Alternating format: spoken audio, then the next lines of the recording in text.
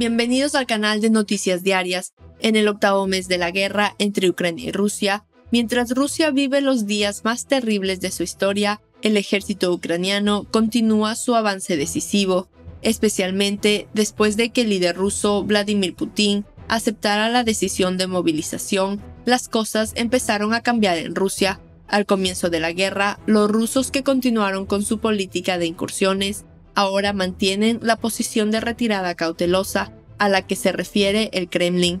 Si bien Vladimir Putin ha comenzado a tener dificultades para controlar su país y su ejército, los efectos negativos de la decisión de movilización continúan rápidamente en toda Rusia. El líder ruso Vladimir Putin dejó a los ciudadanos rusos con ansiedad y miedo con la decisión de movilización que anunció. Inmediatamente después de que se hiciera eco de la movilización en la televisión estatal rusa, los locales rusos comenzaron a abandonar Rusia. Antes de la decisión de movilización de Vladimir Putin, la mayoría de los ciudadanos rusos no apoyaba esta decisión. Creemos que solo 3 grandes nombres en Rusia están satisfechos con esta decisión de movilización. Uno de ellos, por supuesto, es el líder ruso Vladimir Putin.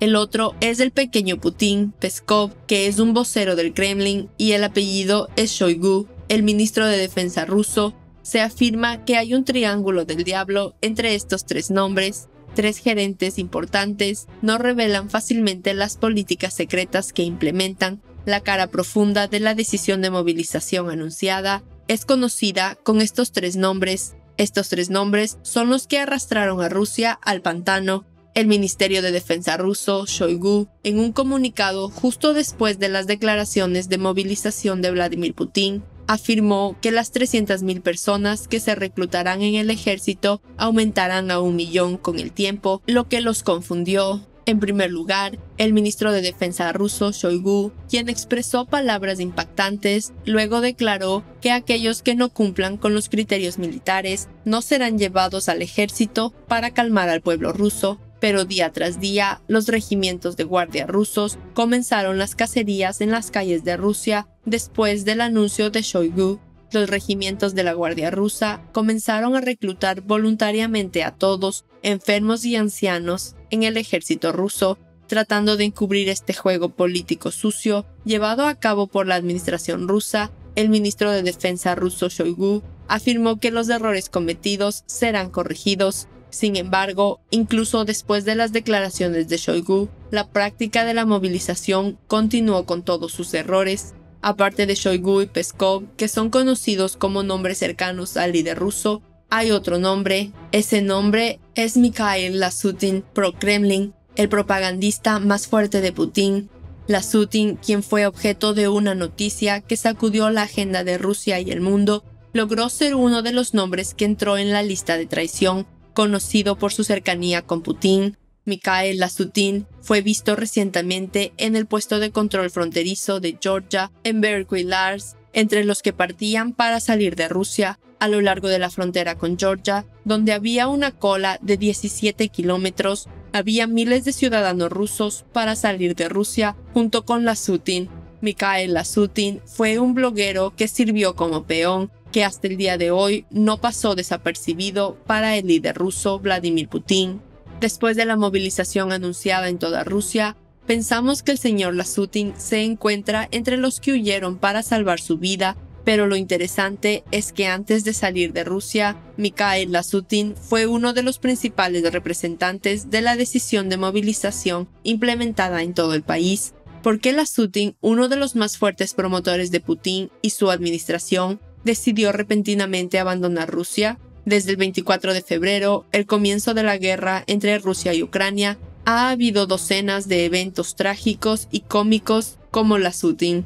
Pero este evento es seriamente impactante, porque la misteriosa muerte o asesinato de los empleados de Gazprom, cercanos al líder ruso Vladimir Putin, plantea interrogantes. Mikhail Lashutin también recibió tal amenaza. ¿Por qué las personas cercanas al líder ruso Vladimir Putin mueren o abandonan Rusia una por una? Los eventos detrás de escenas de la guerra tal vez se volverán mucho más claros después de que esta termine, pero hay un hecho conocido sobre Lashutin de que este hombre era un putinista total. La repentina decisión de Lasutin de abandonar Rusia es naturalmente sorprendente. Lasutin fundó el movimiento Lev Against en 2014. Este movimiento alentó a los ciudadanos rusos a no fumar, beber alcohol o hablar lenguaje abusivo en público. Lasutin recibió un cheque por valor de $215,000 de este proyecto, que fue aprobado por Putin. Ahora bien, ¿habrá un regreso para Lasutin, quien se fue de Rusia con los $215,000 que recibió? ¿O se ha ido para nunca volver? Veremos la respuesta a esto con el tiempo. Mientras tanto, con el decreto de movilización anunciado en Rusia, las puertas fronterizas de países como Armenia, Kirguistán y Kazajistán, que no requieren visa para los ciudadanos rusos, incluida la puerta fronteriza georgiana, están bastante concurridas. Se informa que hay unos 20 kilómetros de tráfico en las puertas fronterizas de estos países y día a día el número de ciudadanos rusos que huyen de su país debido a la movilización aumenta rápidamente. El plan de movilización organizado por el líder ruso Vladimir Putin, el ministro de Defensa ruso Shoigu y el pequeño Putin Peskov parece haber fracasado. Parece poco probable que el 1.000.000 de voluntarios rusos objetivo se reúna y esté listo para la guerra cuando los juegos secretos montados por este trío de diablos no funcionaron. La cabecilla Vladimir Putin probó suerte por otro cauce. El líder ruso Putin está tratando de obtener la victoria que no pudo obtener en el campo de batalla con los llamados referéndums que legitima la administración rusa. Sin embargo, los llamados referéndums rusos, que no fueron aceptados por ninguna institución oficial ni por ningún país del mundo, fueron poco efectivos. El líder ruso Vladimir Putin declaró que Donbass pertenece a Rusia para reducir la presión ucraniana en Donbass, y la gente local allí se considera una nación rusa. Al igual que los ciudadanos de Luhansk, debería estar bajo el control de Rusia. En contra de las palabras de Putin con respecto a esta decisión de anexión ilegal, los líderes mundiales y algunos políticos en posiciones importantes vomitaron sangre sobre Putin. El secretario general de la OTAN, Jens Stoltenberg, subrayó que todos los territorios anexados son parte de Ucrania, no de Rusia, mientras que el Servicio de Acción Exterior de la Unión Europea describió la medida de Rusia como engaño y propaganda hueca.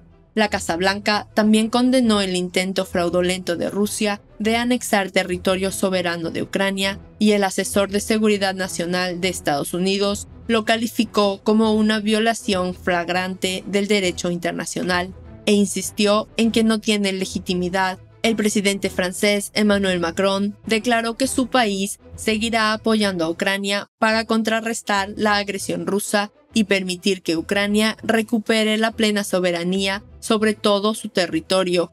La ministra de Relaciones Exteriores de Suecia, Ann Linde, después de una conferencia de prensa conjunta con el primer ministro y el ministro de Defensa de la nación escandinava, dijo: "Nunca reconoceremos el referéndum ilegal diseñado por Rusia.